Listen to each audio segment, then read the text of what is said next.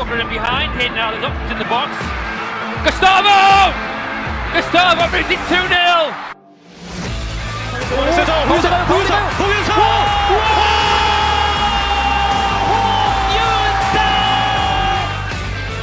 Last second, will it be now? Towards the back post, across goal! They have it! The substitute, Cho Yu-sung!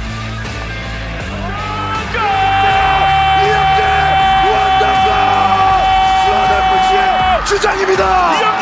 이영재가 다시 한번 기적을 Hello, annyeonghaseyo. Welcome to the K-League United podcast. It's been a while. Matthew Binns here, leading us through today's live edition of the podcast, but fear not, as I won't be guiding you alone. All the way from the Incheon family stand, we have Luke Evans. Welcome back, Luke. Hello. And I say K-League from K-League 2 Stadium normally, but Andrew, you've been somewhere else this weekend as well.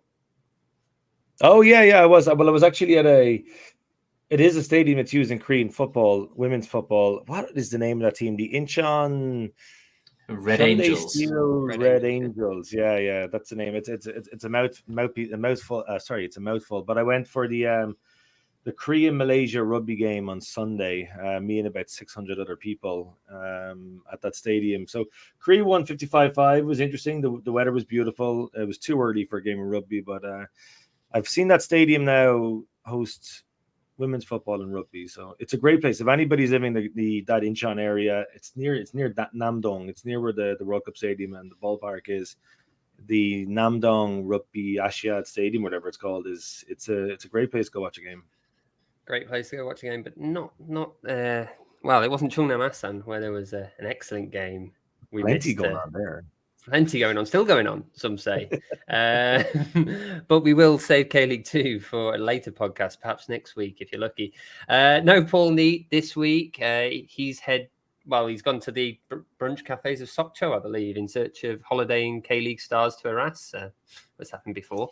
So, speaking of absent managers, though, we're going to have a whole podcast dedicated to them this week as we round up the resignations and new hires from the last 3 weeks.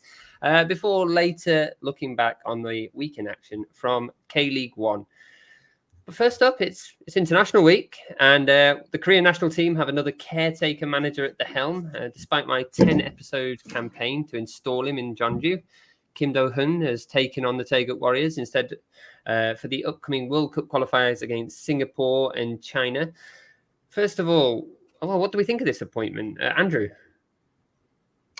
Yeah, I think it's pretty exciting. I just hate the caretaker manager role. It's been going on too long, and at this point, you'd really like to think that they would have had a full-time manager. And it seems like they've been linked with everybody. It seems like a lot of the decisions, negotiations, went deep. They went far, and then wrangling over maybe the backroom staff for some money or some issues like this. But this is the second set of fixtures now, and they are qualifiers too that they've had to go through with a caretaker manager. It's not very good, and obviously, I'd imagine for the game against China next Tuesday, there might be more protests. Whether or not fans are allowed to bring in banners or they get taken off them again, like what happened when they played against Thailand, remains to be seen. But I don't expect him to rip up the playbook too much. I'd imagine we're going to see a lot of what we always see when the Korean national team play. It's just there's a couple of really interesting areas in the squad. We'll probably get onto it in a second. I like the squad. I know it is influenced by injuries in many cases, but I think it's always a really good sign when you see a few players, like half a dozen or so players with 0 caps or a very small number of caps beside their name. These are good players too, and it's just a feeling that there is a slight changing of the guard in regards to the squad, and it's a good time to do it 2 years out from the World Cup. So Kim Do-hun, I really hope he does well. I expect him to do well, though. These are not the most challenging set of fixtures, and all due respect to Singapore and China. So 6 points, you would have thought he'll come out with this, and then we'll see what his future then holds after that. Yeah, I mean, Luke, you've actually you've supported a team that has had Kim Do-hun at the helm. It's going back a few years and a few resignations and firings. But he, before his glory days at Lion City Sailors and that other Hyundai team, he was at Incheon. How do you rate him as manager?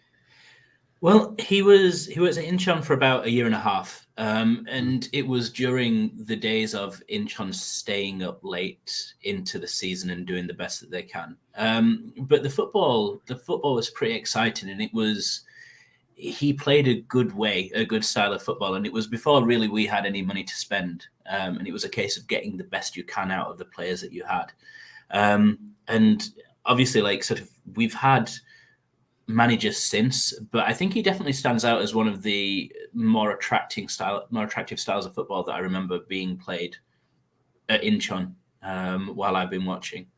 And touching on what Andrew said, I think there are 7 like new players in the squad this time around, 7 players who've got no caps. So that's definitely something positive coming out of like him being caretaker manager. The fact that we've got new blood coming into the team at a time when I think Korea has been struggling for like people to actually try something new as manager. Like with Klinsmann, he obviously wasn't in and around Korea very much, living where he did. And one of the criticisms of him was that there wasn't much kind of interest in K-League. He was interested in the overseas player. And so like seeing the new names that we've got in the squad, I think it's definitely a positive to have him take over it, even if it's just caretaker for the next 2 games.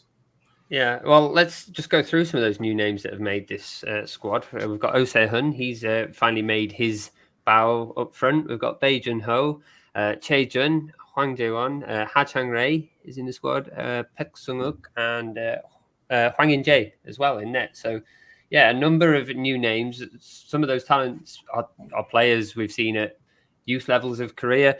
Some of those are players that we've talked about as well on this podcast. Some of them as well, just really exciting prospects. Andrew, any of those catching your attention in this squad? Yeah, I think we talked about it before, but Trey June just looks like, for me, he must be one of the standout players. I think he's like still only 25 years old. He's played 14 games for FC Seoul this season, and he didn't start the year right back, but he's been a pretty vital player for them. I know FC Seoul have obviously struggled, but the amount of energy that he brings and the pace, he's a really good attacking right back, but he has the pace to get back. If Korea or FC Seoul give away possession, there's some moments that, like even the game against Jeonbuk as well. I was at a game against Jeju.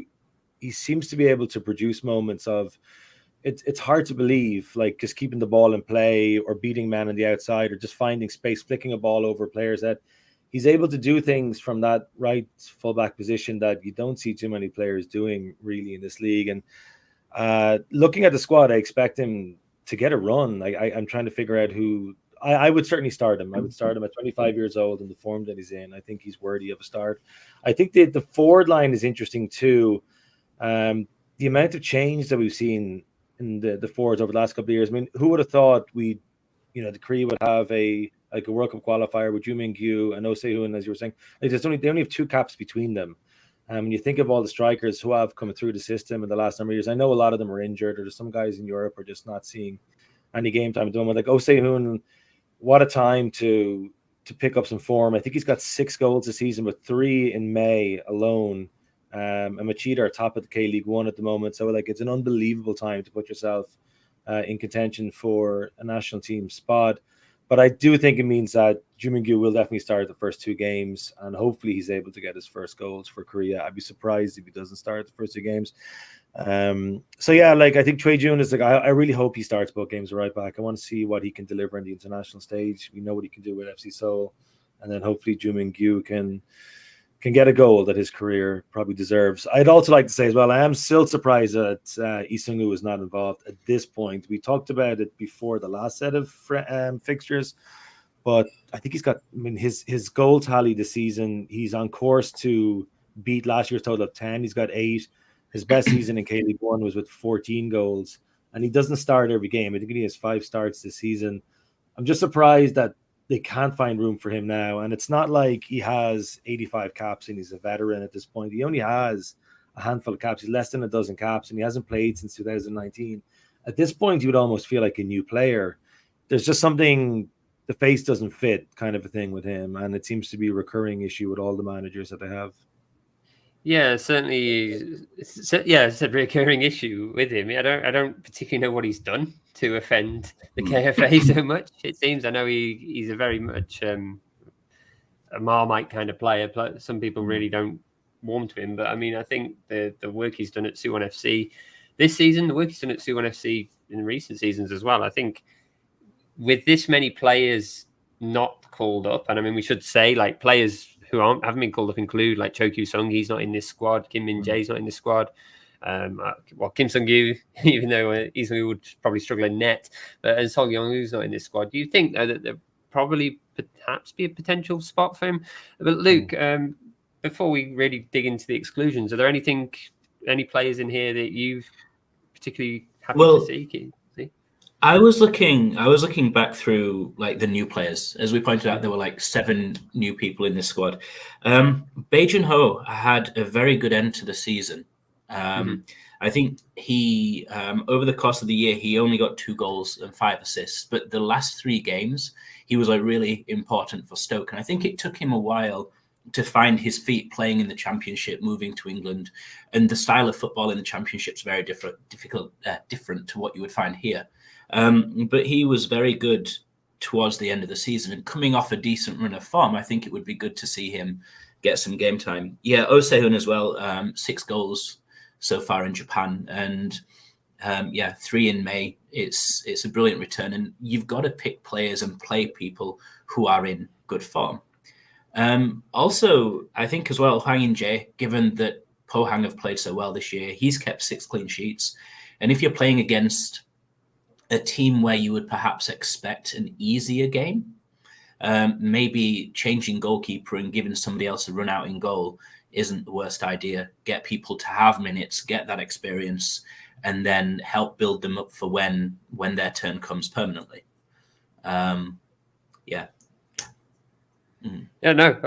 Fully agree. I'm quite pleased to see Hwang In-jae in there as well. It's always going to be interesting when Kim Sung-gyu is injured, who's going to take that spot. I mean, also kind of buys into who's going to probably Cho Yeon-woo, obviously still going to be the first choice keeper here, but it would be nice to start seeing Song Bong-kun get a bit more time in the net. It feels like his opportunity. He's always been a reserve. It feels like he obviously had quite a lot with the youth team. He's still very young though as a goalkeeper, so you wonder when he's going to come through and take the mantle. But yeah, no, interesting team from Kim Do-hun, his first selection. If he was to do well, would he be a manager you'd be interested in seeing stay at the helm perhaps for Korea, or do you think they should be pursuing overseas talent as they have been doing?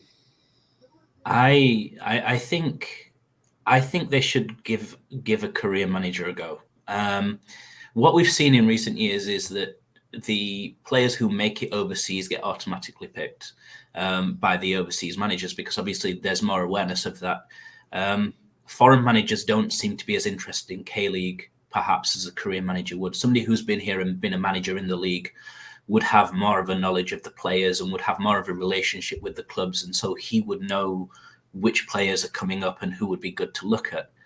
I don't know. I think after Klinsmann and that debacle, I think maybe looking for a domestic manager might be a nice idea. On top of that, I think like the Korean national team job's becoming a bit of a poison chalice. Like they've had discussions with so many different managers and different messages coming out of the KFA compared to the managers that they've spoken to. And it's almost like they kind of don't really have a list. They're literally throwing darts at pictures on a wall and seeing who they can get. And I don't know necessarily that just, going down a list of any foreign manager and seeing who's willing to take the job is necessarily what's best for K-League. Just because they're foreign, it's not going to offer you success. Andrew, anything to add to that? I don't know if he would really care himself, Kim Do-hun, that perhaps he knows he is 10th, 12th, 15th on the list. I don't know if this would seems to put off a lot of managers at club level. I mean, he would have seen the names floated around, and perhaps he's thinking, I led a team to an Asian Champions League title. I mean, I probably started this. I know there were a lot of close shaves regards to the K-League 1, but Hummingbird was basically built on the work that I would have done, and he obviously, and as Luke was saying, he would know a lot of the players who are in even the current squad. He would have coached them. He would have coached against them. He'd be really familiar with them. I'm not sure if these 2 games will be enough to sway it just because of the level of opposition. But then again, at what point do you just say it doesn't really matter, who the opposition is? Just give them the gig. I would say at this point, if you wanted it, and you'd like to think there'd be some input from the players in this, perhaps 2, although from previous regimes, I don't really know how valuable that's going to be. But if he proves himself to be a popular figure, I think, amongst the players, and the results are positive over the next couple of weeks, and I don't see why not. I do agree as well that just having a Korean manager with a local knowledge of Korean players, the Korean League, would be really, really helpful. The other thing is, I just don't know who they're going to go for now, because kind of like what Luke was saying as well. I mean, who's next? If they decide not to give it to him, I mean, do they start interviewing Stephen Kenny, or do they start interviewing Steve Bruce? Yeah. Does Alan Kirbishley get a phone call, for whatever he's doing? At what point do you just say, he's our guy? Because at this point, it seems like it's a little bit like the Bayern Munich managerial situation. It just seems like they went through so many different names, and these are the ones that we just know of. It's hard to know what's going on behind the scenes. One other thing I'd say about the squad, I was surprised to see Jung Woo-young back in. I don't know what you guys thought about that. He hasn't played for over a year, 34 years old. I was wondering if he was in just because there's a certain number of players who are out missing, but he's the type of player I would have thought, and this is not a reflection on the caretaker manager, but I would have thought that perhaps it's slight changing in the guard in that particular position too. But sorry, it's a really long-winded answer, but I would like to think that they would at least consider. There's no point going further and further down a list. I think as well, what you want to avoid, I mean, if you get through these 2 fixtures, you win, and you say, okay, right now we're going to find a permanent manager. And then you go through this entire cycle again of interviewing people, not getting very far, interviewing somebody else, not getting very far. And then you come back to Kim Do-hyun, and it's like, actually, are you still available, 2 months later? And it's like, you want to make sure that you make a quick decision. You don't want this dragging on for 10 weeks like John Book.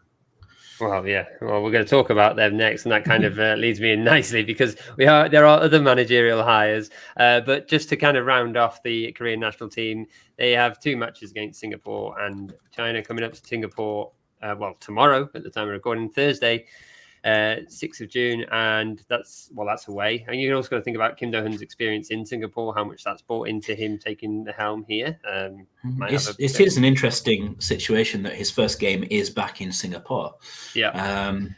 I don't know if it was planned or if it's worked out well or if it's just kind of coincidence, but it is very interesting. Yeah. But Kim Shin-wook also on the commentary for that one as well. But then they'll be back in Korea next week on Tuesday, the 11th. That's going to be in a sold-out stadium in Seoul. We've just lost Andrew for a second. If you're watching, Lingard, well, yeah. The only time it's sold out these days. We have lost Andrew for a second, but he'll be back in a minute, I'm sure. But here he is. We've just moved him down to the bottom. The joys of the live stream, gentlemen. It has been too long. I'm feeling incredibly rusty trying to go through this. But yeah, we are going to be pretty well. We're going all right. We're doing all right. But we are going to be going on to the other managerial hires, because there have been a few. It's been 3-4 weeks since our last podcast. The last one we were moaning about John Book still not signing a manager. They should sign Kim Do-hyun. Well, Kim Do-hyun's off the market. And they've gone back. They've gone back for their caretaker manager, Kim Do-hyun, not Kim Do-hyun, which I seem to call him in previous podcasts. So I apologize. It is spelt the same in English as Kim Do-hyun, hence the confusion. And that's probably also why they've gone for him, because it does save money in time in terms of the letters. They only have to change one on that managerial door. They got sorted. So yes, Kim Do-hyun is in charge at Jeonbuk, and he's last year's caretaker manager. He took 8 games last season, won 5 of them. He's been an assistant before. He was assistant at Jeonbuk, and he was assistant at Suwon Blue Wings before that. After Dan Petrescu took charge, he left the backroom staff. He went to China and took over at Chengdu Rongcheng. Now, though, he's back in the Jeonbuk club. He's very sorry, I've lost my place. He's very much gets on well with the staff there, gets on well with the fans there. He's got a decent playing career as well, it should be said, obviously. He used to play for Songnam and Suwon on these shores mostly, although he did have a few seasons at West Brom, which seemed to always grab the headlines. He won the championship with them. He's got a fair few national team caps as well. So you think he's got the experience perhaps on the pitch to help guide them. But yeah, popular figure. It's just, I don't know, a bit strange still that it took so long to just appoint him. The club, they said that they felt it was time for a new leadership. They felt they were on a downward trajectory after dominating the K-League for about a decade. And with Kim's smart leadership and his ability to break down opponents and deliver precise information to players, that's why they went for him. That was their quote. That was in the PR piece. I don't know with this one. I think if he had been appointed straight away after Dan Petrescu left, I think I would have been more on board with it, because it would have just been a swift action, get somebody in, lift the mood. And even if it was like a full-time position, then you'd think, oh, well, they've just tried to make a change early. But having waited so long to kind of employ him, the talk of, well, he's no longer in the running, we're going for a foreign manager, and then that falling through and going back to him. And if any of those stories previously were true, then it's certainly a loss of face for Park Ji-sung in that respect as well. There is a sense of underwhelmingness to it, but he's got a good reputation as a young coach, and as I said, he's popular. So that could be enough for what John Buck need at the moment, which is not bottom of the table. I don't know, perhaps he might come unstuck if John Buck want to go to the next level, but he's in for now.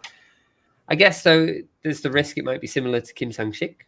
I mean, going more off reputations and how they've done previously in coaching. It's good to have a new manager kind of coming through and taking the helm, but what happened with Kim Sang-sik is obviously he took over at such a high-profile club that, well, in the end, the fall was quite a big one. So, it's going to be interesting. I don't know whether he's going to be worth the wait, but he's had 2 games in charge. He's lost both of them, but in all fairness to him, he's only been in charge for a week. He hasn't had much time with the players to try and instill his ways. He's got an international break now. So hopefully he can pass on his methods over in these next 2 weeks. He will be scrapping it out in the relegation fight against another club who's just changed their manager, Daejeon. Keen to go back for Dejan Damjanovic's favourite manager. Luke.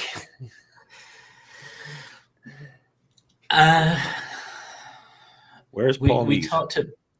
Yeah, he's on the beach somewhere. We can say as many good things as we like about him about Hwang Sung-hong, because Paul is not here. He's listening. He might be tuning in live. And hi, Paul, if you are. But yes. I think it's a brilliant appointment for Daegu. No, I think perhaps we're being a bit unfair. He does have a decent history. He was at Pohang when they won the league. He has done well with Seoul in the beginning when he took over with them. But I don't know. Later as well, taking them down. But we could dream one day. But this is the thing. The problem is and I've always said this about Korean managers, like there are a limited number, and there are people who have a reputation and people who don't. So either you go for someone who's untried and untested, perhaps as an assistant, and give them a position as a head coach and see how they do, or you go for someone with experience who is either has been good or has perhaps not been good and hope that they get it right this time. Now, when he was at Daejeon previously, they had the biggest budget in K-League 2, but they were doing okay. They just weren't quite achieving what was expected. I think they were still like top 2, top 3 when he got fired, unless I'm getting my information wrong. It's just that the Hana people who own Daejeon wanted them in K-League 1, and they wanted them in ACL in 5 years. So things haven't quite worked out, and obviously when he left Daejeon, he ended up as caretaker manager for the Korean national team. We draw 2 games. He was the under-23s manager, and they failed to qualify for the Olympics. And now you've got Dejan, who are second bottom in the league and looking to do anything they can to stay in the division. I think it's a short-term appointment. I think he'll get the rest of the season while they try to figure things out. But I think this is basically a bit of a panic decision. Last year, Dejan had a decent season, and they were expecting to build from last year, and they haven't. And so they can't risk being relegated. They can finish 10th, win the playoff, and start again next year. They can finish 11th and win the playoff and start again next year. But if you finish 12th, you're down. And when you look at how Blue Wings are doing and how Songnam have done and how Busan have done when they've been relegated, it's a long way back. So, it's a hard one to predict how he's going to do, because you never know. He could come in with a different group of players. There are a few players left over from when he was there, but he could get a couple of wins in it on the bounce, and they could move up into mid-table. It's a tight league. Yeah. John Buck, Dejan, and Daegu are all on the same number of points. It doesn't take much to get a few steps up. Yeah. Well, I mean, I was going to say as well, I'll let you finish, Luke, if you've got something else you're going to add on. No, I was just going to say, it's like, it doesn't take much to move up, and like a couple of wins can make the difference. And, bringing that confidence back, if he gets a couple of wins, we don't know. Well, yeah, possibly. I mean, I guess there is the element that he might be coming back to a club that he knows, for better and for worse. Like, he knows the setup there. He knows how things go. I mean, there was the rumor as well that Sol Ki-hyun was being linked with the Daejeon job, but I actually thought that was going to be quite a good move. I know he never really managed to get Gyeongnam up, but when you took what he did with Gyeongnam season upon season, with that with a squad that seemed to lose its best players every transfer window, and he'd still get them in the playoffs. And then you look at them now. Yeah, you look at them now, exactly, and you think, I think they've missed a trick there by not pursuing Sol Ki-hyun. But then again, it could be a case of, do you bring him in? How much turnaround time does he need? Does Hwang just offer that turn? I mean, he hasn't done it. Start. Yeah.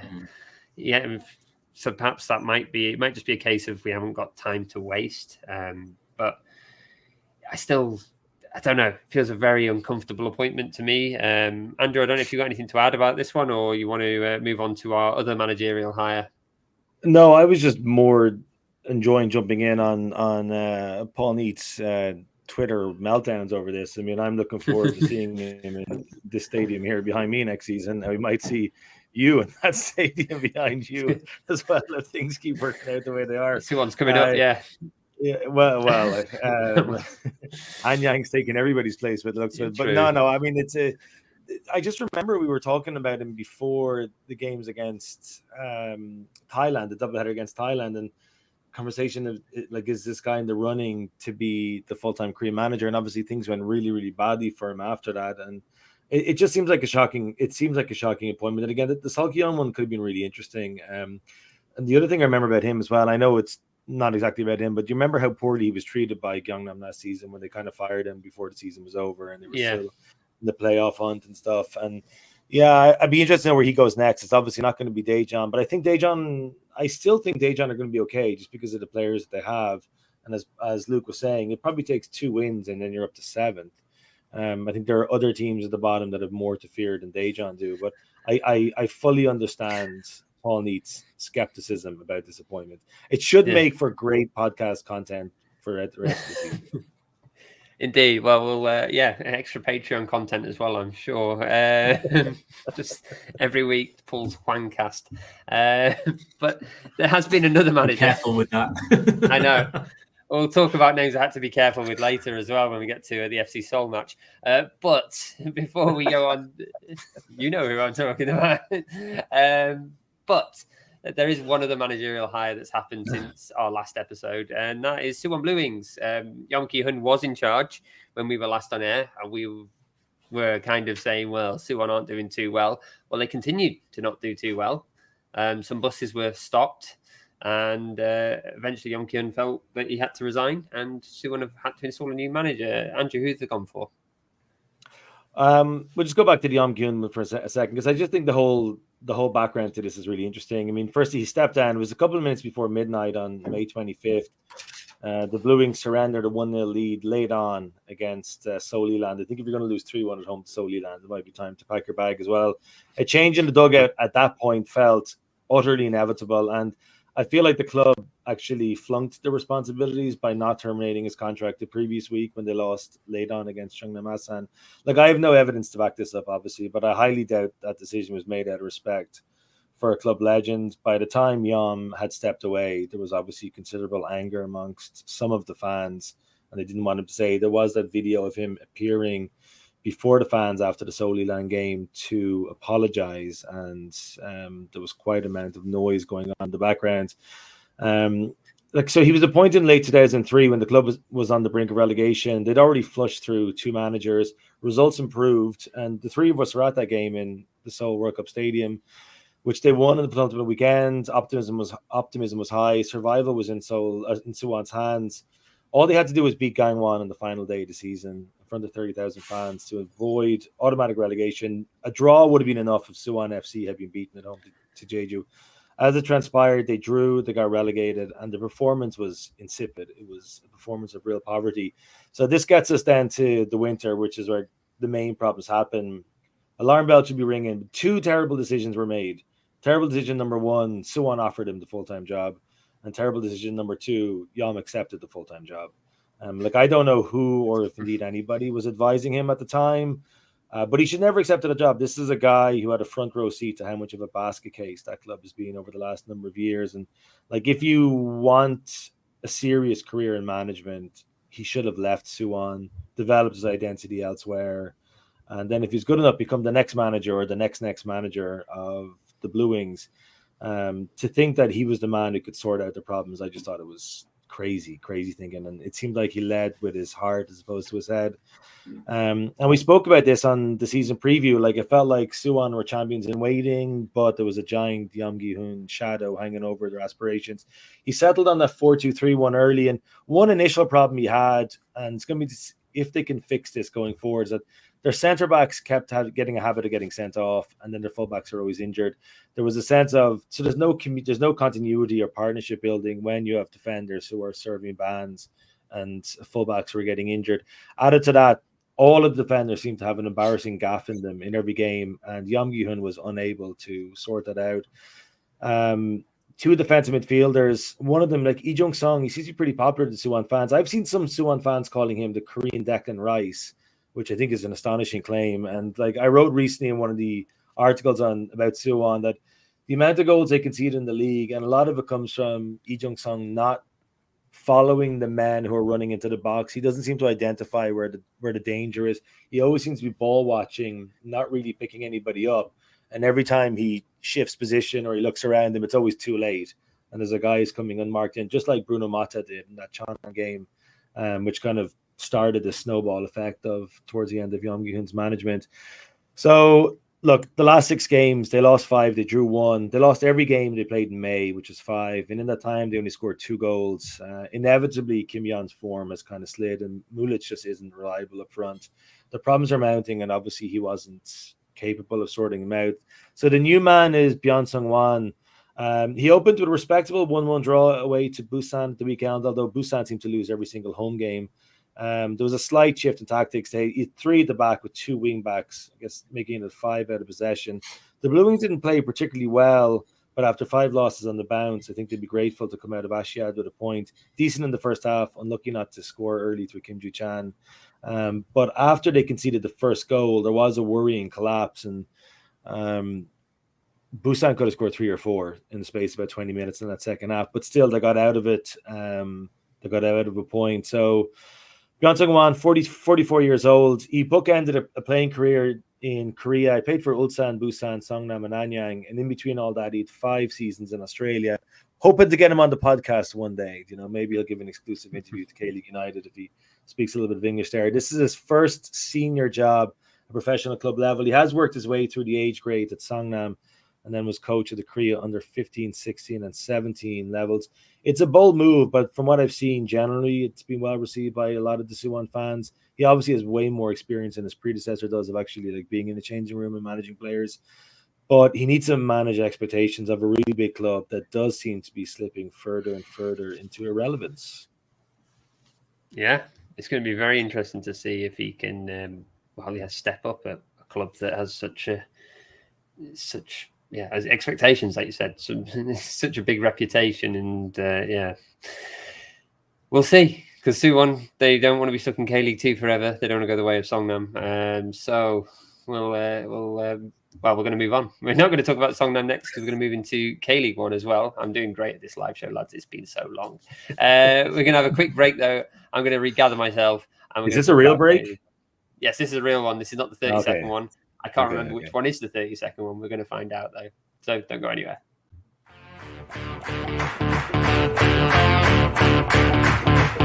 Fans, we want to hear from you.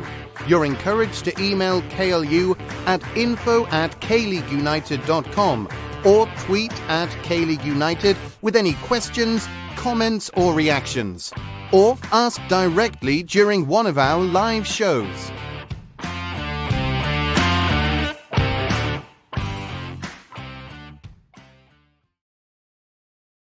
Hello, welcome back to the K-League United podcast. I'm Matthew Binns. I'm joined by Andrew Farrell and Luke Evans. Before the break, we went over the new managerial hires in Korean football at the national team level, K-League 1 and K-League 2 level. But now it's time to look at the actual football, gentlemen. And we're going to be just concentrating on the top flight this week. We've got a bit of an international break, so we feel we might spread this out and we'll give everybody the K-League 2 party that they're expecting in due course.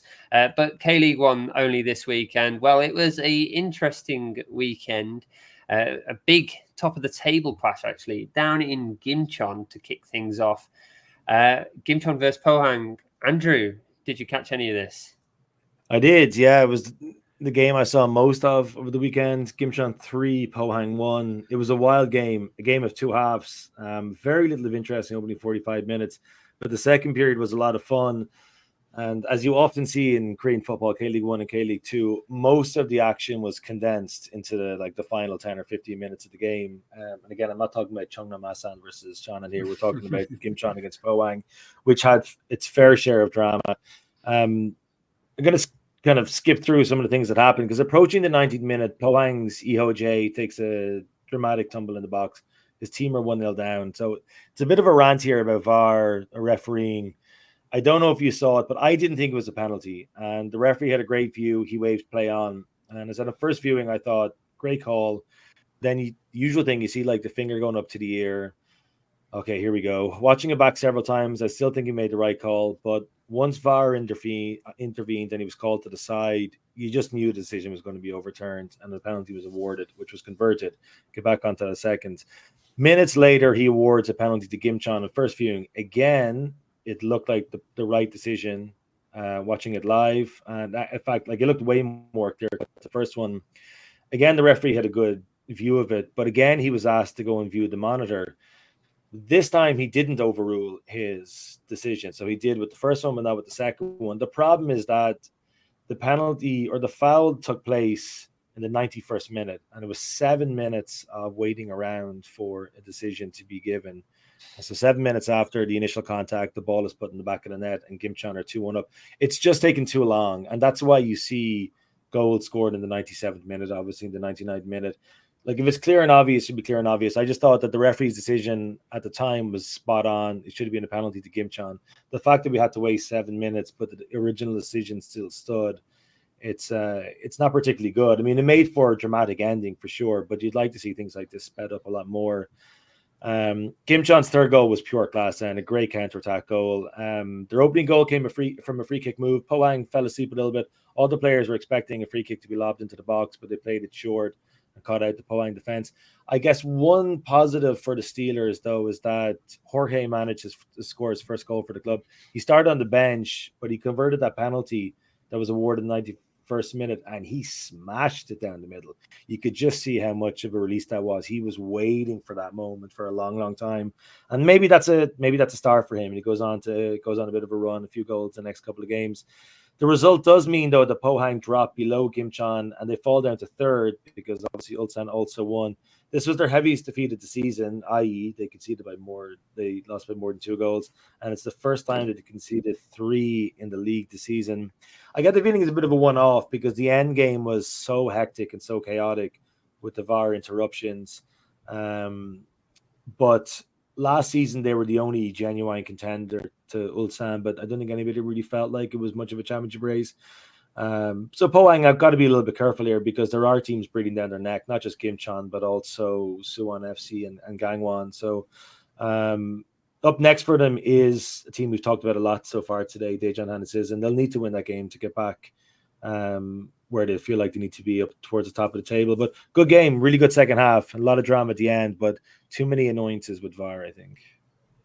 Indeed. Yeah, Church of Delbridge coming in on Twitter saying, it's rare for the ref to not change after going to VAR, which is very true, and as we've seen so often this season. But you're talking about teams breathing down Pohang and Gimcheon's neck. Well, next up, it's one of those teams. It's Suwon FC, who continue to work wonders, much to Luke's annoyance this weekend. Yeah, no, I mean, fair's fair. I was at the game and they played very well, particularly first half.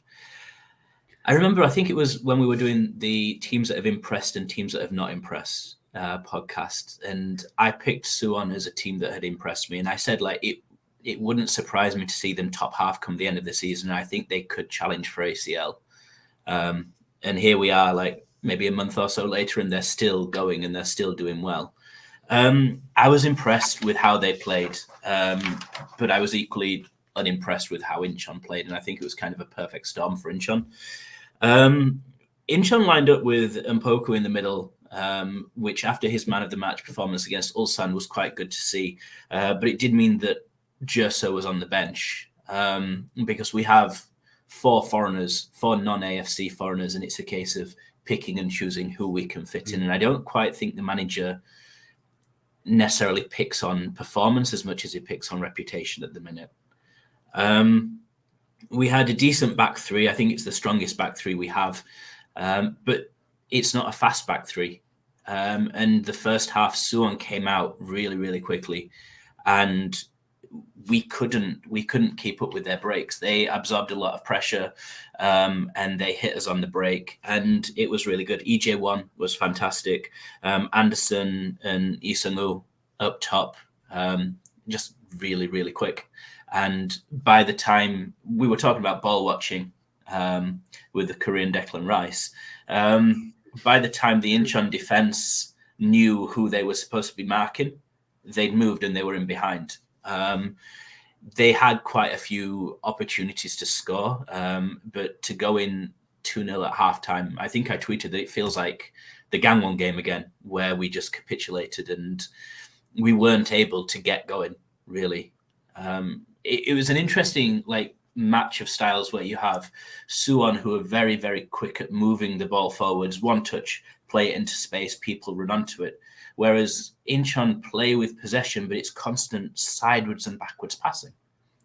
Nobody's willing to gamble. Nobody's willing to kind of make a risk of playing a through ball for somebody to run onto. Everything has to be possession football. And when you've got teams who can sit back and then hit you on the counter, it's never going to work well.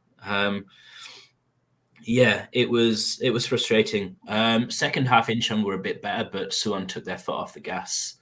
Incheon got a penalty. Having watched it on replay in the stadium, I thought it was a penalty, but apparently the way that Jerso kind of made contact with the defender caused the defender to turn his body and catch him in the face. But in the end, it didn't really make much of a difference. Magosa scored the penalty, but then late on, Suwon got a third. It was a bad day for Incheon. We played poorly. Jerso coming on made a big difference, but obviously Jerso coming on meant Mpoku going off. And so the link-up that we saw against Ulsan wasn't there, and Jerso kind of was left out wide a lot on his own. I don't know. Church of Delbridge should be dropped from Mpoku. I I did say at the time, like, Chun Sung-hun was waiting on the bench. It would have been good to see Chun get some more game time because he's a decent player. He's a good young player who's not really got a game since Magosa came. And the stats are, I think, they tell a false story at the minute because Magosa is Incheon's top scorer. He's the league's top scorer, I believe. Yeah, but quite a number of those have been penalties. I think that perhaps it is time for Magosa to take a break and maybe Chon to come in for a few games and then give Mpoku and Jerso a chance to see what they can do, because it's not as much that it's not winning us games or getting us points, but the football that we're playing is absolutely dire. Well, I was going to come to that because I think I saw you possibly ranting or just moaning or something. Mentioning it. I might have mentioned it. But I was going to say, Joe Sung-wan, I mean, obviously he's done wonders to get Incheon to being a top half team, but is it now a case of he's stayed too long at the club? Or is he, you're not stayed too long at the club, but perhaps, you know, you see the managers, they come in, they change, but then their time is up kind of thing. I think he's in a bit of a rut in that what he was doing previously isn't necessarily working now. We're not as hard to beat as we were last year. Last year, we had a very good, solid defense and we didn't concede goals. So we picked up a lot of points where we just didn't concede when we won 1-0, or we managed to get a draw and it was backs to the wall, but we were solid at the back. This year we aren't. And I don't necessarily know what the best course of action would be. It's fair to say that none of the Incheon fans that I've spoken to are criticizing the manager. He still has the full support of at least the Korean fans. Some of the lads I go with less so. But I don't know. I think perhaps they expect more. But I don't know. Jo Sung-hwan said after the game that he took responsibility for the defeat. He got the selection wrong and he got the tactics wrong. He made a substitution, taking Mpoku off after 30 minutes and bringing Jerso on. And I think if you're going to bring Jerso on at 30 minutes, you may as well start him. And if you're going to start him, then you need to look at Magosu, Chonjic, and Mpoku and see who else drops out. Some big decisions to be made, and he's probably going to have to make one of them because it's clearly not working for Incheon as well as it should be. It feels like the managerial situation, because Incheon I think are 7th, aren't they? It would be a really bold move to make a change there. But I think we might have talked about this at the beginning of the season, Matt, that after what he achieved with Incheon before, that maybe he looks at this and thinks, I need a new challenge, as opposed to Incheon feeling like the new challenge. Now, it's not to say that Incheon is a small club. He's using it as a stepping stone for someone else. But it was really unfortunate that he didn't win the cup last season. It would have been an incredible way, you feel like, to end his tenure there had they gone on to win the cup last year. But they didn't. But they're still, I'd still fancy Incheon to finish in the final A at the end of the season. I don't know exactly what the fans' preseason expectations are, but given that there are teams at the bottom who you would have expected to finish above Incheon, they're in a good position, I think, to finish reasonably highly up the stable. So I don't. It's a difficult one, but maybe a natural parting of the way might kind of suit both parties at the end of the season. But I wonder about his aspirations too. Does he see himself as a manager who can coach in the Asian Champions League every single season? That he did win 4 out of the 6 games in the group stage. So I'd love to know what his opinion is. When we were playing in ACL, when we were going to Yokohama, we played much better football. It was free-flowing football. It was attacking football. But when you look at our league style of football, it's ultra defensive. We just don't want the opposition to get the ball, which is all well and good. But then when they do get it, we're not close enough to anybody to close them down. We're out of position and we concede goals. I don't know. I mean, I'm not necessarily saying that he should go or that he's the wrong man for the job or that he's disinterested or any of that, but perhaps maybe looking at a different way of playing. Let's have a back four and play 4-3-3. Let's have Mpoku sitting in front of two defensive midfielders. Let's try something different. We have all of these players. We've got good young players. We've got Cheo Jin. We've got Park Sang-ho, and they sit on the wings and they're scared to run forward. They're told they come backwards to get the ball, and as wingers, you shouldn't be coming back to the halfway line to get the ball. Mm-hmm. And it's something that's being coached into them because every single person who plays in that position does it. I don't know. I feel like it's a bit harsh for me to criticize, but it's more out of just frustration at watching constant sideways and backwards passing every single game with absolutely no penetration. We're not getting what's the point in having the ball if you don't do anything with it? You may as well let them have the ball. Yeah. Wow. It's like that with a lot of teams, isn't it? I mean, the sideways backwards passing does head in sometimes as well. You see too much of it here. You definitely see too much of it, I feel, across both leagues in this. And it must be really frustrating. As you said, especially the football that was being played last season, home and away to Yokohama. I mean, I was at the game, the home game against Yokohama, and it was exhilarating. It was a brilliant game of football to watch. So, interesting to get that viewpoint on it. Well, we're going to have to put a pin in that one, I think. I feel bad for Mpoku. Yeah. Well, I mean, he got man of the... No, he should be starting, and... Well, he is starting, but obviously... He started for 30 minutes, and what can you do in 30 minutes? Exactly. I don't know. I just think certain players are protected, and perhaps it's based on reputation. Perhaps. Okay, well, speaking of teams dining off their reputation, next up is Ulsan and Jeonbuk, the Hyundai derby. Not really the game it once was, but it was the second game of Jeonbuk's new manager, Kim Do-hyun. It wasn't that bad of a game for a neutral.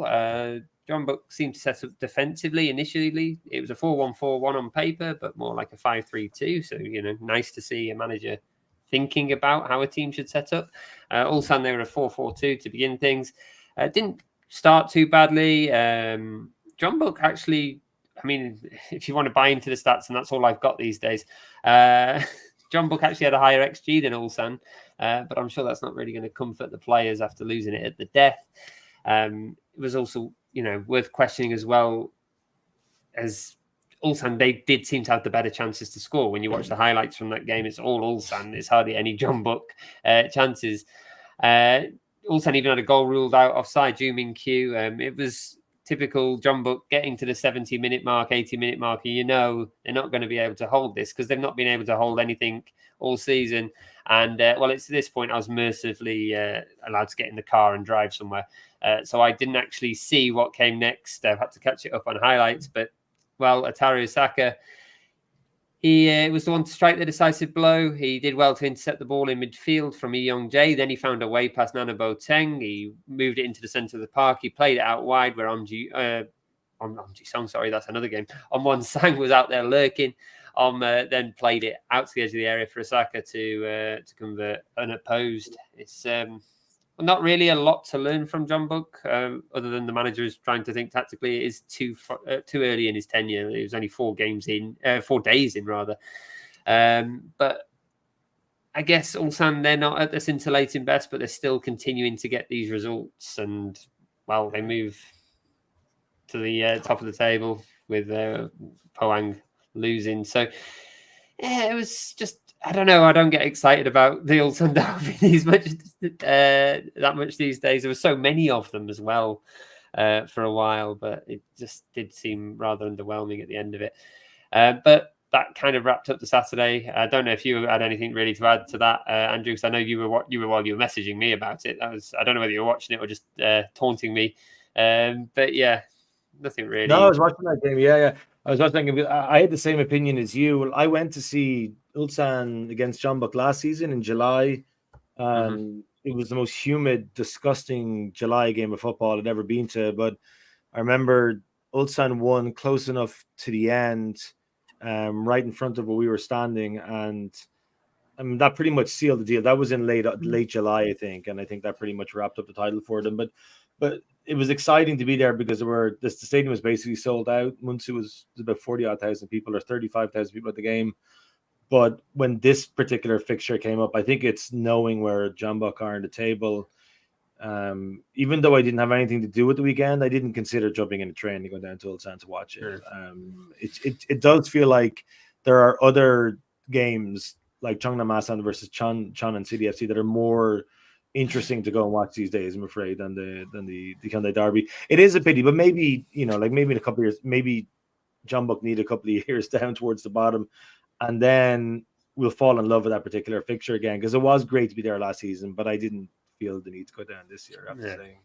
I mean, it's not really a proper derby, is it? It's just one of those things they put the word derby on the end of. There's no local proximity there. But we're not going to dedicate any more time to it because we've dedicated enough time over the years to the Hyundai Derby. So we're going to move on. It's Sunday now in our podcast. Let's get on to the first game of the Sunday action. And that was over on the island in Jeju. And Andrew, Jeju were taking on Gangwon. How did it go?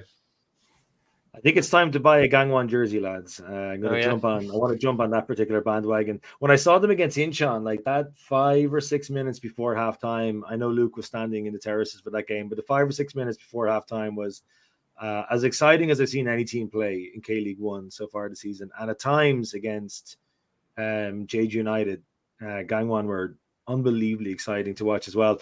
Again, hands up here, I had them to finish 12th at the start of the season, but the transformation and how they press up front and how they attack has been completely wonderful.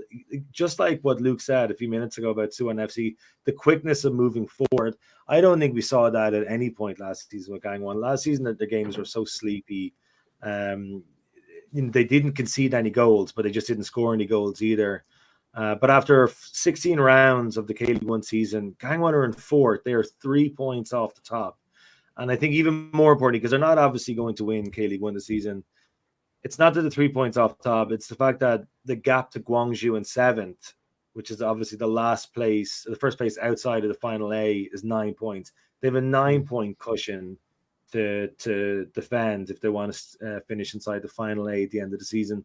And they are hot at the moment. That's 4 wins on the bounce. They drew the game before then, 5 unbeaten. And those games they're winning, like they've beaten Ulsan recently, who are back-to-back champions, Daegu away, Jeonbuk at home. You might remember that one. And then finally Jeju away. And over the next couple of weekends, it's going to be interesting for them because I always like the way this happens with Gangwon. So they play Suwon FC in Chuncheon this weekend, which is going to be a great game. 2 sides who play good football. It's pretty exciting. They're good to watch. And then the following weekend, they're in Gangneung. They start their summer season over by the coast, and that's against Gimcheon. 2 really big games for Gangwon against 2 teams who are in the top half of the table as well. You talked about the stats earlier on. The stats made this a 50-50 game. Equal number of shots on target. Jeju just slightly edging possession, but Gangwon were by far and away the better team in this game. They hit the woodwork. They had a shot cleared off the line. And they close down really well. It's amazing how many chances they create for themselves just outside the opposition box because of the press. They love shooting from distance. Their first goal from Songjun Sok was from about 25 yards out, 4 minutes into the game. A beautiful goal. Jeju's equalizer, Jeju's consolation goal, I guess, turned out to be, there was a massive stroke of luck to it. The way, if you have a look at it in the highlights, a very strange goal. I'm not really sure what happened. The ball bobbled and kind of flicked off a weird place of the body, but they almost scored again straight after that. So perhaps that does hint at some fragility that Gangwon have that might be punished later on. But once Jeju went down to 10 men, that was it. The game was over, and Gangwon should have added another 1 or 2 after that. But before we finish, we've got to talk about Yang Min-hyuk again. We've talked about him on the show recently. He's still only 18 years old, and he was sensational at the weekend. He provided the assist for Yagu's goal just before halftime. They made it 2-0. He destroys his marker on the right side of the box at the goal line. Brilliant cross in. Yagu has a free header, knocks it home. Yang was linked, I don't know if you saw this, a $3 million move to MLS this summer, but Gangwon are going to turn it down. They're looking for €4 million or something for him to go to Europe the summer of 2025. They have a gem in their hands. I wouldn't be setting a price tag right yet. He is going to end up in the Korean squad pretty soon too if he continues his form. I know you don't want to put too much pressure on a guy who's so young, but he creates a lot of assists. And I know there's this thing in the league of starting on the 22 players and taking them off quickly or leaving them on the bench a lot. I think he started all but one of Gangwon's games so far this season. He's having an unbelievable season. If I were Gangwon, I wouldn't be talking about selling him for €4 million just yet. I would wait to see how much more he develops. But they're great to watch. I never would have thought I'd say this because they were so boring last season. But Gangwon are really, really, really good to watch this year. Indeed. And well, yeah. Yeah, go for it, Luke. I'm going to say, sorry. He's been linked with Stoke and Southampton today as well. Okay. So, like, there are European clubs, even if it's championship level. Although, no, Southampton got promoted. Yeah. Even if it's not necessarily like, you know, the bigger clubs, there are people watching him in Europe. So, yeah, they don't want to sell him until next summer, which I think is good. Like, 'cause he's too young yet. He's only had, 12, 15 games. Like, let's see what he can do over the course of the season and protect him a bit.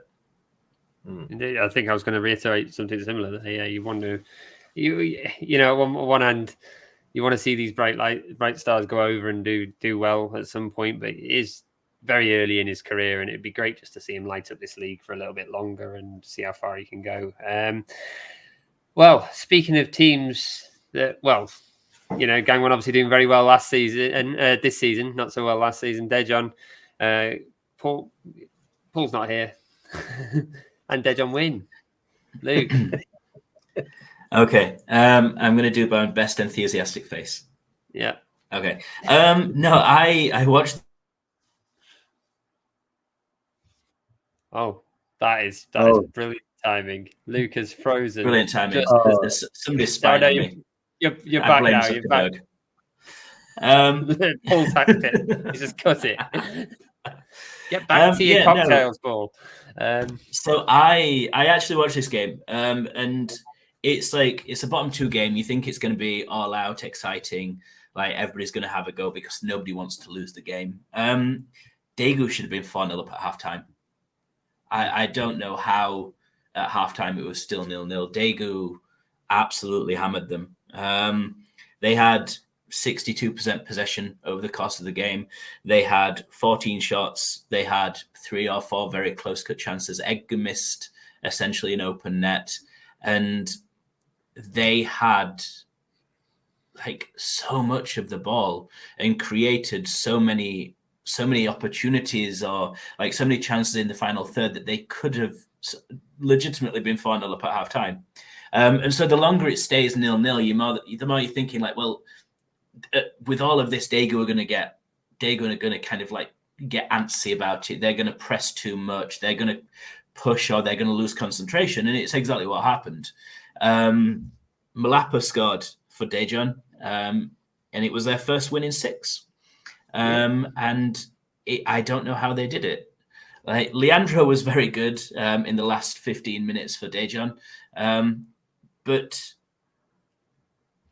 it's a game that Daegu never should have lost. And as a result of it, Daejeon are now tied on points, but they're a place above them, 11th, which I think psychologically being off the bottom for Daejeon with the new manager coming in that we've spoken about, I think it's kind of a big step. And the next game, and this is the other issue, like the next games are going to be quite difficult for them. So they need to make sure that they kind of build during this international break, get in order what they want to do and how they want to play, because they have Pohang, Jeju, and then Gwangju.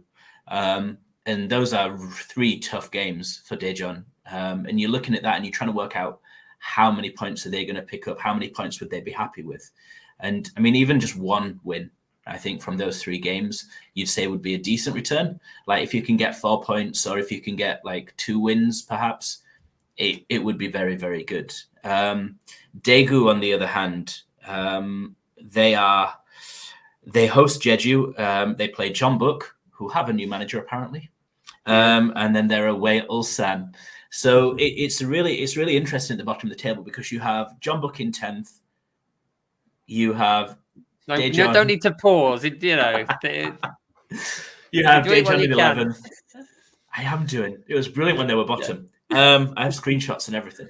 Jeonbuk in 10th. You have Daejeon in 11th, and you have Daegu in 12th. All of them are on 14 points. And so, like, it's all based on goals scored at the minute.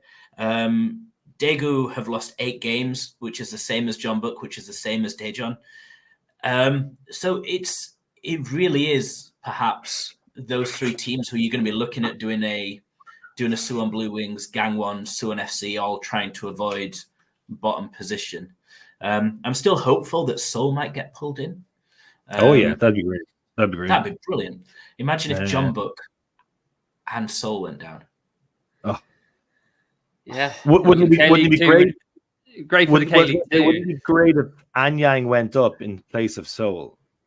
Yeah, if we could get Anyang, Bucheon, and Gimpo up, and get rid of Seoul and John Book, and I don't know. To be fair, I like Gunnar Daegu. I like Gunnar Daejeon. I don't mind who else goes down, so long as it's not Incheon. But yeah, you're all right, Matt. No, I'm great. I can't wait to go to the WA next week. Yeah, next week. It's not that early. Hey, Isun Shin. Don't forget about that one. Realistically, I think seriously, you look at this. If John Book do now step up, they've got a new manager. If they can kind of start putting a few wins together, they'll move up the table. It could literally be Daejeon and Daegu fighting it out to see who finishes bottom and who finishes second bottom. Because even if you're 11th and you're in a playoff, you fancy your chances against a K2 team, depending on who the K2 team is. I think Daegu's biggest problem is that they're still relying on Edgar and Cecilia. Yeah. And they're too old. I know they've got a thin squad. I know they have a lot of injuries, but Cecilia's getting kicked every single game. And every time he's anywhere near the ball, he gets taken out. He's down injured 5-6 times a game. I don't know how sustainable it is to pin all your hopes of staying up on him. It's, they've figured out how to not lose to Daegu. You just kick Cecilia. Can I ask you, Matt, then, just because I don't think the question really applies to Luke that much, because Incheon, we think Incheon are going to be fine this season, but one of those games coming up for that Daejeon Jeju game is an FA Cup game, I think, and then Jeonbuk have Gimpo away. So do you sacrifice the cup and just say we're going all out to stay outside of the bottom 3 places? Or do you say we're Jeonbuk Motors, it shouldn't matter, we should be able to compete in the cup and avoid relegation, basically? I think you go for the latter, just because Jeonbuk have, not had to have any cup games until this moment, and they're not really going to have that many cup games. It's not like it's an English FA Cup run where there's a few more games involved. It is only about 4 games, and if they are going to go all the way, that is, they're probably going to go out to Gimpo. Jeonbuk's got a very good record of losing when it comes to K-League 2 sides in this competition. But you'd think that they're not going to win the league. I think that's long gone now. I've finally accepted that. So you have to look at what they might win, and that is, there is an FA Cup up for grabs that would get them back into the Champions League, because they're probably not going to be able to qualify for the Champions League in that sense. And with that level of squad, and we hear about the financial fair play and stuff, you're going to need to be in this new look Champions League with its increased pay, increased money to keep that squad happy, to keep paying for that squad. So I think the FA Cup is a short, quick way for Jeonbuk to get their act together, and it is also a good, proving ground for the manager to try and get a run together, get some performances together. Obviously, as well, got Champions League 2 coming up as well. So I don't know whether that is. I forgot what it's called for a second there. I'm still getting used to it. But I think that would be the one I would be. Sorry. Does it worry that you do potentially have all of this extra fixture congestion that perhaps Daegu and Daejeon don't need to worry about, given that you've got a lot of injuries as well? I think, I guess it probably would. I think Jeonbuk still has quite a deep squad. It just needs to get. It depends if he's got rhythm by that point. I think if Jeonbuk has rhythm, the fixture problem isn't really going to come into play too much, because I think they always have fixture congestion. Jeonbuk is a team that always has midweek games going on. It's not like new territory for them. But obviously, if they can't find that run of form, you're then going to have to start sacrificing things. So I I don't know. I think I'd be more worried about having an FA Cup run if I was Dejon or Daegu. Yeah, but I think last still got a lot season of players. I was going to say last season I went to Wa to see Suwon against Sansan. Didn't think I'd see Suwon down there in K-League 2 next year. So if you go to Gimpo against Jeonbuk, you'll get to see it before it actually happens in league play then soon enough. So you get your first taste of Salta. Yeah, I'll get my. I will. I'll go down and I'll go to Gimpo in a couple of weeks and get familiar with my surroundings. I'm sure. But speaking of a team that might have to get familiar with their surroundings, FC Seoul, they're not looking good, as Luke's kind of just alluded to. They with the final game of the weekend, they were taking on Gwangju, who are also in a bit of bad form. About 20,000 fans were held hostage, forced to endure this one. A few more, unfortunately, made to endure me telling them about it. It was 4-4-2 for both teams. It was very much 4 at the back, as both engaged in showcasing their defensive line by playing it from flank to flank between all 4 players repeatedly in the thought that the other side might actually come forward for it. It was mind-numbing. It was great for, say, if it was like a first-time lead commentator, perhaps trying to find his feet and try to get used to saying the player names. Got lots of practice, I would imagine that person did. I'm speaking like Yoda. I didn't on the day. But yeah, it was just excruciating, just back and forth. And there was somehow chances in it, though. Somehow there was a few chances in this game, and I had to go back and watch them. And Lingard, he looked decent, but he's been let down by the players around him in this game.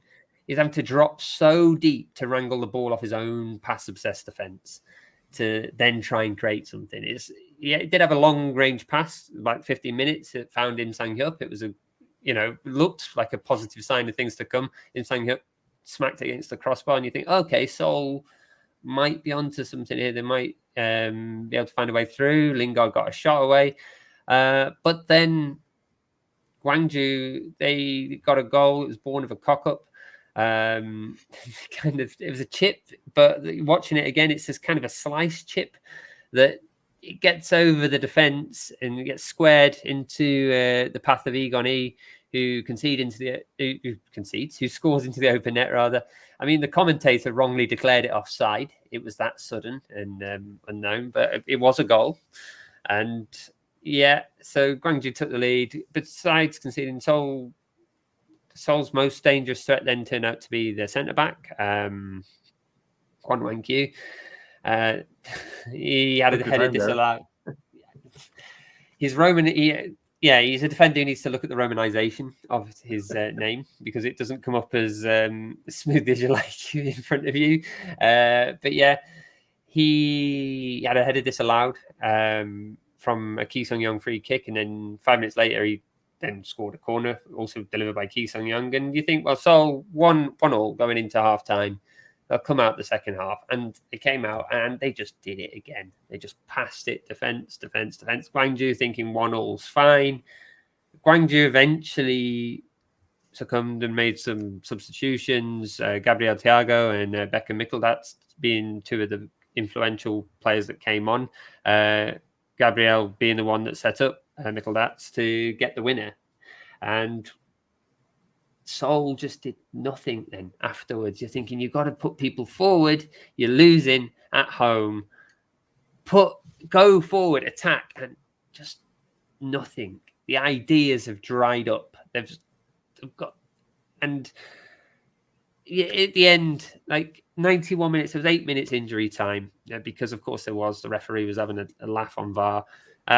Not that the decisions were incorrect. Actually, he got them all fine. He just wanted to watch them again.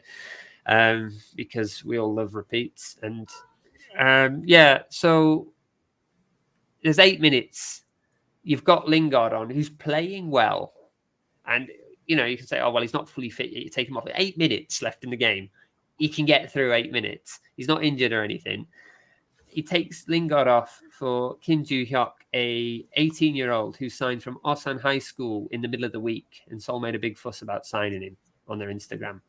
They bring him on at the 91st minute for Lingard. And you're thinking, what the hell are you playing at?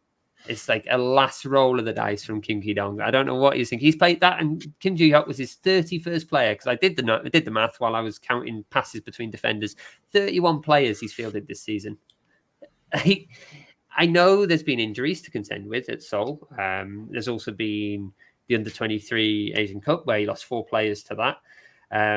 But like, there's nothing that Kim Ki-dong, I don't know what his objective is. We've built him up as this manager, and I still think there must be something there, but it's amazing how these managers go to Seoul and lose everything. And he is another manager who's just watching his career get torn apart by whatever Seoul is these days. It was baffling. He had nothing left. He had no idea how to break that team down. He just sat there, it wasn't even shouting at the end. He got a booking from the ref and just stood there, arms crossed, watching. At what stage do you think Lingard gets fed up? I mean, I've seen him in a couple of games kind of like shouting at people to pass him the ball and looking a bit like annoyed when he doesn't get the pass and when the pass goes backwards. But at what point does he have a meltdown at the fact that he's having to come and tackle his own goalkeeper to get the ball? I mean, I'd say about 4 games ago, it feels like now, because it's just like, why? I wouldn't blame him if he, the thing is, like, his motivations, they've been scrutinized, his fitness questioned, his ability, everything he's been dragged through the media internationally. No help by his manager as well on that front, who in some ways got a little bit mistranslated. But yeah, I mean, I don't think it was meant as directly as it came out, that report. But obviously, the manager should know that a player with Lingard's reputation, those things get reported internationally. He's a player that is unfortunately caused controversy. And I've watched him these last couple of games. I watched him on Sunday, and he's trying. He's really, like, clearly better than a lot of the players on that team, and he's got nothing around him. He's trying to make things happen, and it's just not working. And the team just don't want to attack. And you look at the talent on that squad, and you think as well, there's 6 Pohang players in that squad that have all played for Kim Ki-dong in the last 4 seasons. And haven't played that style of football. Yeah. Why are they're playing the same dangerous passing along the back line that Anik Su used to play. Like, what kind of grip does the director of football have on this club? Because Kim Ki-dong is just he's a shadow of the manager he was at Pohang. And he's going to have his reputation torn apart by this job. And I don't know how much he'll be to blame for it. But his soul... It was funny that you said that, they might get dragged into a relegation fight. I genuinely see them possibly in the thick of it. So honestly, I think at this point, there's like 3 of 6 teams who could be drawn, like, and finishing in the bottom 3. Because I'm not overly confident about Incheon. Like, we can't keep a clean sheet.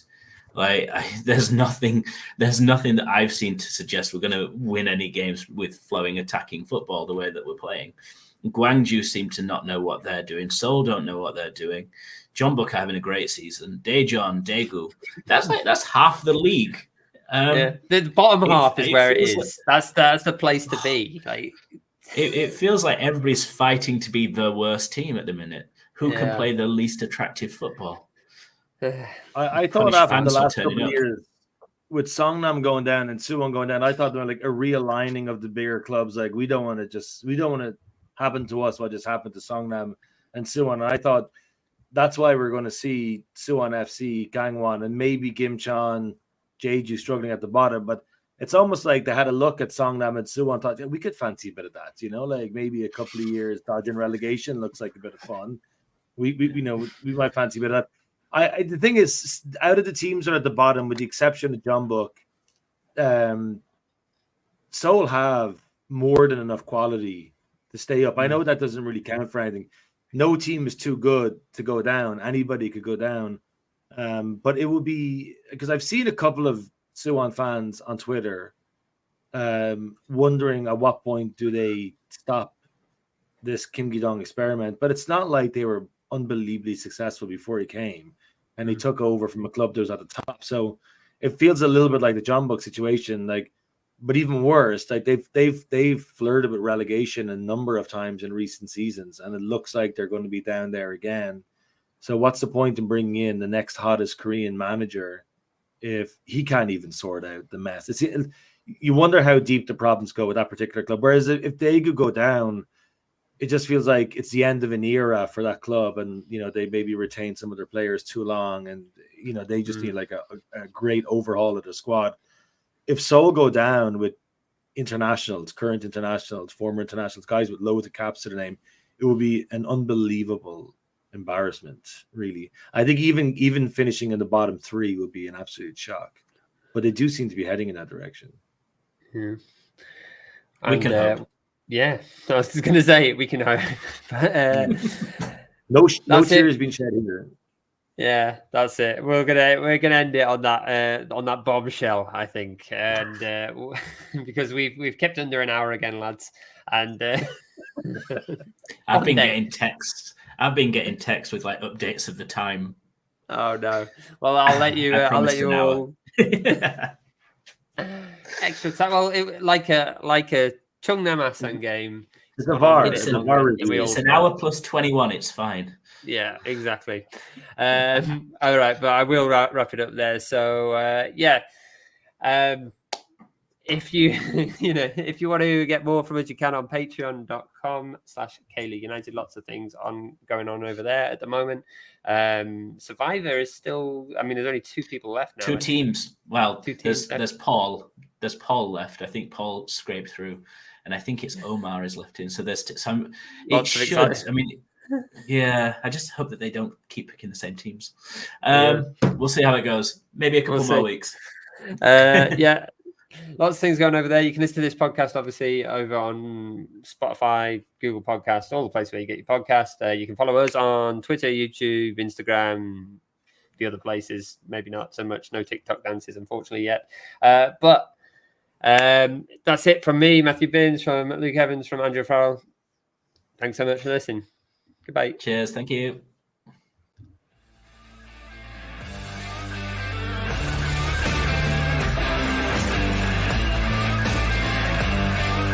정교수 공격